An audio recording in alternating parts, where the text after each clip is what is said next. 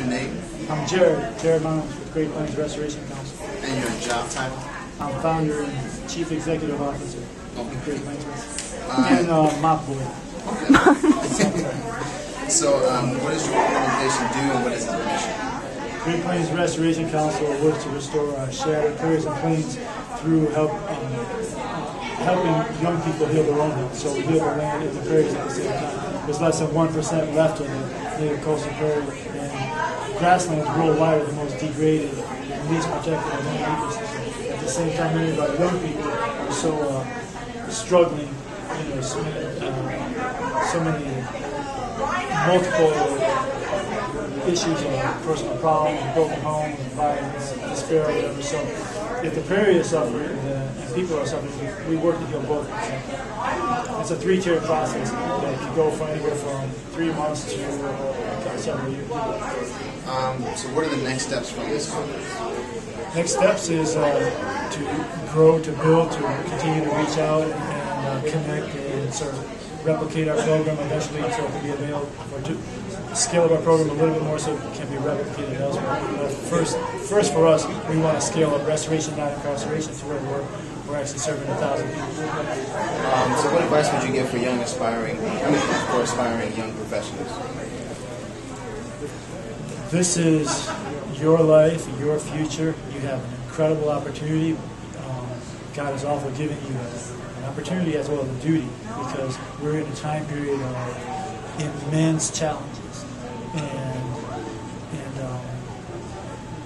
what you do right now over the this year and even in your next breath might ripple out across 5,000 years. And what you do over there and those around you, who you bring together around you, is going to make the difference whether we make it through the next couple of decades, because things are sort of falling apart. We are in serious problems, but it's not hopeless yet. Only if people really, get to work everywhere locally. And you have to be healthy yourself. We say by taking care of others, we take care of ourselves. So that's a way of engendering greater health for yourself. At the same time, you need to focus on your own personal, spiritual, mental, physical, and emotional balance. Just like there's 4 directions: north, south, east, west. You have your 4 eternal directions, and you have to really take care of yourself, because you're a soldier, a warrior, a trooper, you're like a leader right now. You have to be stronger to have stamina to fight. So how did you get started?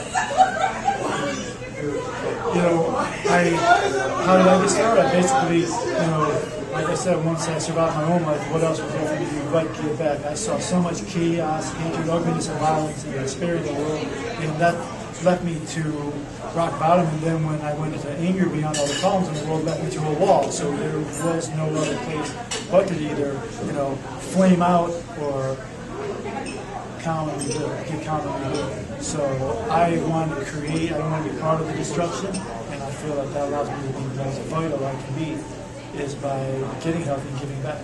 And so it's just little by little, I work to build rather than even inhabiting it, the destruction. And destruction can be anger as well.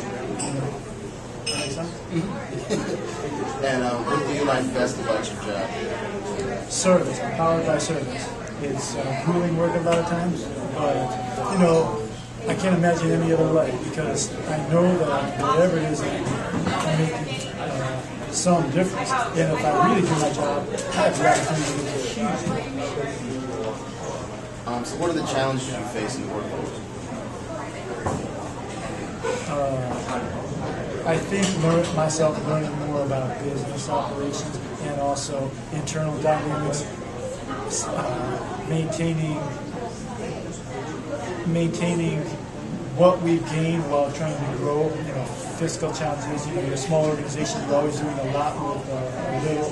And I think that one of my personal challenges is sometimes people are used to inhabiting a world of negativity and or disregard. And so, even though I may be the least likely person to insist upon ultimately the goodness of people, sometimes, my challenge has been to continue to thrive off of that personal direct. And sometimes people will challenge you.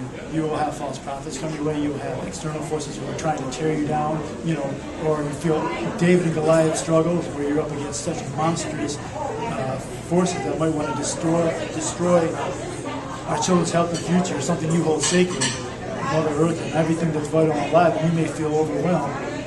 But being smart and sharp and strong and healthy inside and not giving up allows somehow or other you to keep that door open and start pushing back. And I'm tired. So oh, you're doing great. If I'm absolutely incoherent, I'm good. I like the glasses personally. I'm just letting you know, I'm trying. So what changes are going on in the field, and what changes do you foresee in the future? Right now, we've got plans youth interaction and restoration on incarceration design. We just got to scale it up. The changes for us should be all positive and healthy. I've learned a lot of doing this for 11 years, and so the changes are growth, and that's got to be good. It's got to be. We want to become a force to reckon with, and our goal is to train 10,000 people to become ecological health leaders, or at least participated in this work so they can lead ecologically in a healthful way in their own lives within the next 5 years. And what are your own personal goals for your organization? My personal goals are I want to see out on the Great Plains. We've already reached ecological collapse, like I mentioned. So our work is model and metaphor for people in other ecoregions that are starting to struggle now. So I want my work to serve as an example that even at rock bottom you can build, and at the end of each day you're a little bit better off than you were in the morning, particularly when you're down. But also,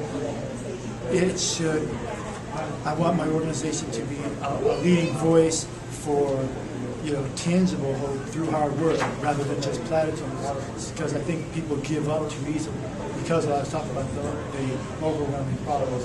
And I'm going to be building out. I need to grow the organization. I want to be able to provide many new jobs, serve as a jobs provider for people who have gotten in trouble and can't get employed elsewhere. And I would like for my organization to become self-sustaining, that it would continue on 100 years from now. We have so much work to do, particularly on the Great Plains, which is almost nothing left. And I would like the public who cares and understands about the rainforest to see that that's just one lung of the Western Hemisphere. The other lung is already collapsed, and that's your prairies and plains, your Great Plains. And I want the public, the whole country to come around and help us rebuild. And last question, do you have any opportunities to tell anybody that are available right now, or that you should foresee to happen later on? Opportunities in terms of your organization or anything you're involved with? Well, you mean job opportunities? Yeah. We are hiring people who go through our Tier 1 process, and right now we don't have any outside hiring opportunities, but help us grow, and as we grow and we expand this movement of new green jobs through wildlands restoration, hopefully many other opportunities and all the levels of supporting the work should be available. So it's a national movement. Right now we're just hiring people who last in, people who are homeless and formerly incarcerated, and we're a small organization. But if we grow this together, we'll see how far we can make it.